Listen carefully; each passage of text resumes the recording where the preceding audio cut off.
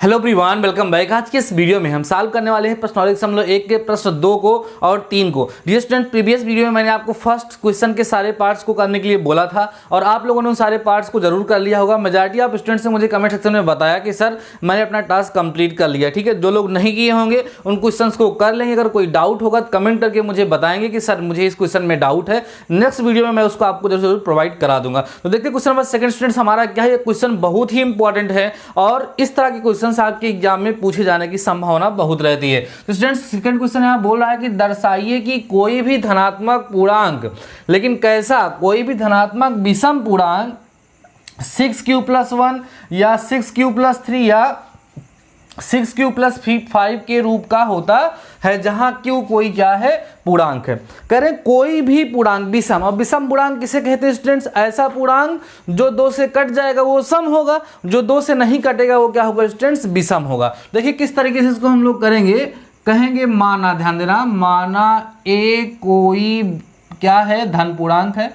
माना a कोई धन पूर्णांक है। हमने मान लिया कि a जो है कोई धन पूर्णांक है तथा, ध्यान दो, तथा b बराबर हम यहां पर 6 ले लेंगे। ठीक है, तो यहां पर एक लाइन में लिखूंगा, तो यूक्लिड, ध्यान देना, यूक्लिड विभाजन प्रमेयिका से, यूक्लिड विभाजन प्रमेयिका से क्या हो सकता है स्टूडेंट, ध्यान देना, प्रमेयिका से हम यहां पर कर सकते हैं कि a = कितना होगा, 6q+r। इसको हम लिख सकते हैं क्योंकि यहां पर जो स्टेटमेंट होता है वो आपको पता है स्टूडेंट्स क्या होता है, a = bq+r यहां पर होता है। लेकिन हमने भाजक किसको ले लिया, 6 को ले लिया।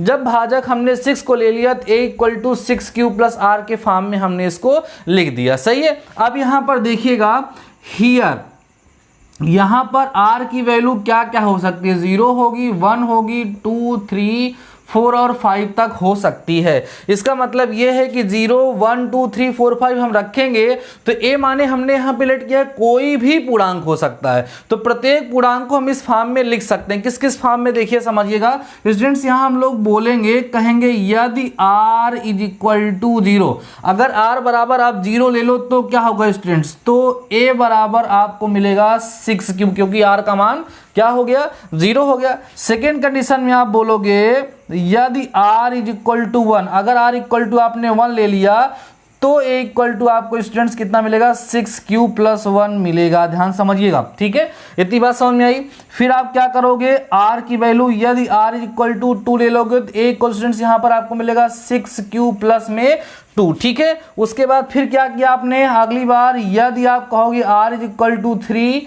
तो क्या होगा, तो a = 6q+ में स्टूडेंट्स कितना हो जाएगा, 3 हो जाएगा। सही है। अगेन आइए, अगेन आप कहोगे यदि r = हम कितना ले लें, 4, तो a स्टूडेंट्स आपको कितना मिलेगा, 6q+ में 4 मिल जाएगा। सही है, समझते चलिएगा ऐसे। अगले केस में आप क्या कहोगे, यदि r = 5 हो जाए तो स्टूडेंट्स हमें a = कितना मिलेगा, 6q+5 मिल जाएगा। समझ में आई बात। तो इसका मतलब यह है कि कोई भी धनात्मक पूर्णांक वो सम हो या विषम हो, किस फॉर्म का होगा, वो 6q के फॉर्म का होगा, 6q+1, 6q+2, 6q+3, 6q+4 या 6q+5 के फॉर्म का होगा। तो लेकिन ये पूर्णांक जो यहाँ पर लिखे गए हैं वो इसमें सम भी है और विषम भी है, लेकिन मुझे चाहिए कौन सा, विषम वाला। तो हम एक काम करते हैं, इसमें सिलेक्ट करते हैं कौन सम होगा। तो देखो स्टूडेंट्स, ये जो आपके सामने दिख रहा है इसको हम 2 × 3q लिख सकते हैं, तो ये क्या हो गया, सम हो गया। इसको हमें नहीं लेना है। सही है। अब ये देखो, इसमें तो 2 कॉमन नहीं होगा, मीन्स ये 2 से डिवाइड नहीं हो पाएगा, इसका मतलब ये क्या है, विषम है। लेकिन स्टूडेंट्स यहां पर मैं 2 अगर कॉमन ले लूं तो कितना बचेगा हमारे पास, 3q+1 और इसके प्रोडक्ट में 2 आ गया, इसका मतलब ये क्या हो जाएगा स्टूडेंट्स, ये हमारा सम हो जाएगा। लेकिन इसमें तो 2 कॉमन नहीं मिलेगा, ये क्या होगा, विषम। इस केस में आप आइए, यहां पर 2 कॉमन ले लीजिएगा, 3q+2 बचेगा स्टूडेंट्स, ये भी किस कैटेगरी में चला गया, सम की कैटेगरी में। लेकिन ये किस कैटेगरी में हो गया, विषम की कैटेगरी में। तो देख लीजिए कौन कौन से फॉर्म का हमारा विषम धन पूर्णांक हो सकता है, 6q+1, 6q+3 या 6q+5 के फॉर्म का होगा। और वही आपको क्या करना था स्टूडेंट्स, यहाँ पर प्रूफ करना था। तो आप यहाँ लिखिएगा, उपरोक्त से स्पष्ट है, देखो स्टेटमेंट लिखना जरूरी है, लिखेंगे उपरोक्त से स्पष्ट है कि, क्या स्पष्ट है, कोई भी, ध्यान देना, कोई भी विषम धन पूर्णांक किस फॉर्म का होगा स्टूडेंट्स? 6q+1 सही है, या 6q+3 या 6q+5 के रूप का होता है या होगा। जहां आप लिख दीजिएगा जहां q क्या है, जहां q कोई आपका यहाँ पर पूर्णांक है। बात समझ में आ गई? तो आप लोग सोचोगे सर आपने b = 6 क्यों लिया, आपने 5 क्यों नहीं लिया सर, वहां पर 4 क्यों लिया? स्टूडेंट्स वहां पर 6 भी ले सकते थे, 4 भी ले सकते थे। इसी में क्वेश्चन प्रूव करने के लिए आ सकता है 4 को लेकर के। अब देखो जब आप डिवाइजर 4 लोगे तो हम किस किस फॉर्म का बना सकते हैं? 4q+1, 4q+2 और 4q+3, क्योंकि रिमाइंडर हमेशा 4 से छोटा मीन्स 3 तक ही होगा।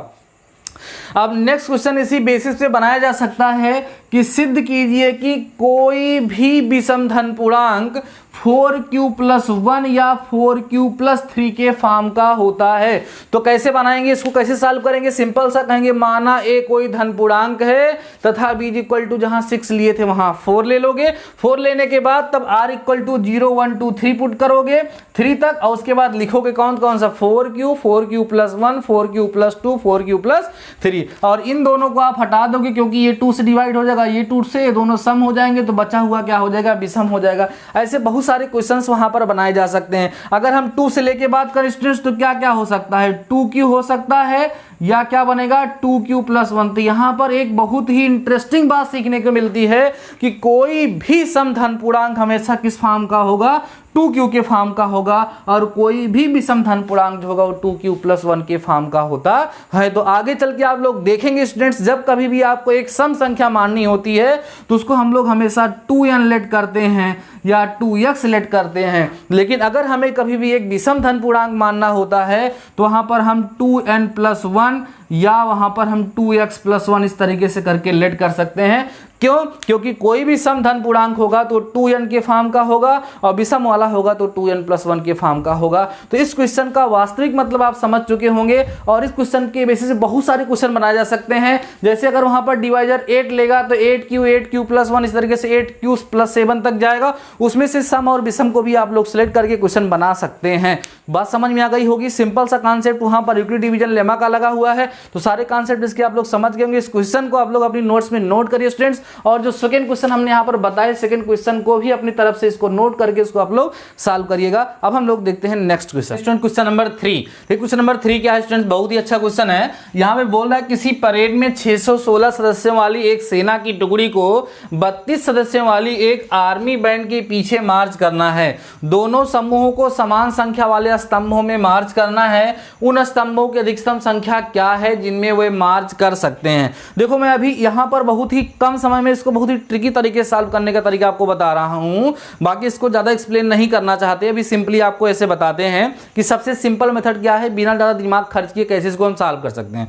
क्या इससे जानेंगे कि हमें इसका एचसीएफ फाइंड करना है कि एलसीएम। देखो स्टूडेंट, जब कभी भी किसी क्वेश्चन में अधिकतम शब्द आ जाएगा, ठीक है, या मैक्सिमम, अधिकतम, अधिक से अधिक, इस तरीके से वर्ड कभी भी आ जाएंगे तो जान लीजिएगा वहां पर मासा ज्ञात करना है, और न्यूनतम, कम से कम कहीं पर भी आएगा तो वहां पर हमेशा एलसीएम निकालना होगा।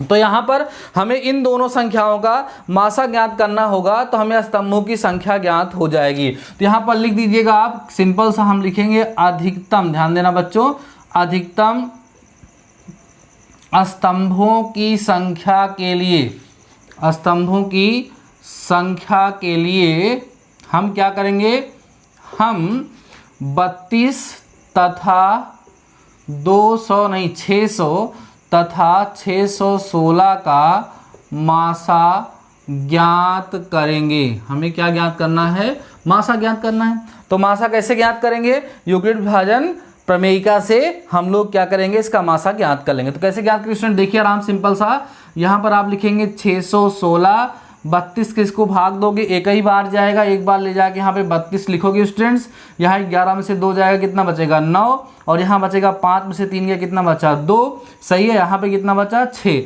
अब 3 धामा 30 होता है तो लगभग 9 बार ये चला जाएगा, ठीक है। 9 दूना 18 के 8, 9 त्रिक 27 और एक कितना होगा स्टूडेंट्स 28। यहाँ पे अब 16 में से 8 घटाओगे 8, बाकी ये कट ही जाएगा, सही है।